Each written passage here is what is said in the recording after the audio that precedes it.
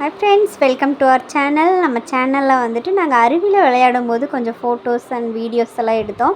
அது கொஞ்சம் போடல அப்படிங்கிறதுக்காக இந்த வீடியோல போடலான்னு நாங்க என்ட்ரன்ஸ்ல இறங்கும்போது ஒரு பெரிய ஆமை ஸ்டில் இருந்துச்சு. அதுக்கிட்ட எல்லாம் ஃபோட்டோ எடுக்கலாம் அந்த மாதிரிலாம் டிஸ்கஸ் பண்ணி அப்படியே அங்கங்கே எல்லோரும் ரவுண்ட் அடிச்சுட்டு இருந்தோம். நாங்கள் ஒரு 10 பேர் தான் இறங்கியிருந்தோம்.